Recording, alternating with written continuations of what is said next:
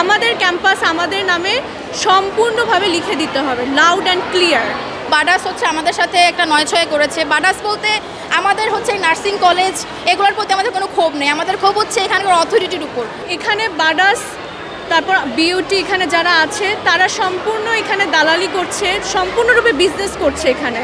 আমরা শুধু একটা দফা, একটা দাবিতে আমরা মাঠে নেমেছি যে এখানে প্রত্যেকটা স্টুডেন্টের ভবিষ্যৎ জড়িত। শুধু আমরা এই ক্যাম্পাস ত্যাগ করব না, ত্যাগ করে অন্য কোনো ক্যাম্পাসে আমরা যাব না। এখানেই আমরা স্বপ্ন দেখেছি, এখানেই স্বপ্ন বুনেছি, আমরা পার্মানেন্টলি থাকতে চাই, আমরা অন্য কোথাও যাব না। এই ক্যাম্পাসটা আমাদের অধিকার, তো আমরা এখানে আন্দোলন করবো তো কারা করবে? আপনারা হয়তো মনে করছেন আমরা শুধু আমরা আন্দোলন করছি না।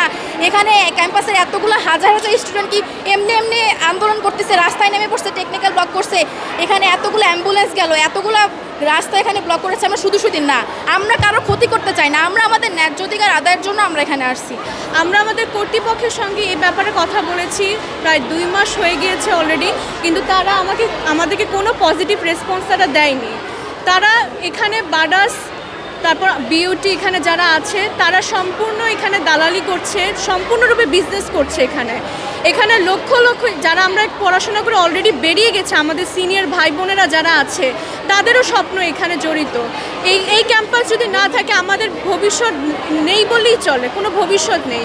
এই ক্যাম্পাস রেড লিস্টে অলরেডি চলে গিয়েছে। আমাদের একটাই দাবি, একটাই চাওয়া, একটাই আমাদের অধিকার, আমাদের ন্যায্য অধিকার স্টুডেন্টসদের। আমাদের ক্যাম্পাস আমাদের নামে সম্পূর্ণভাবে লিখে দিতে হবে, লাউড অ্যান্ড ক্লিয়ার।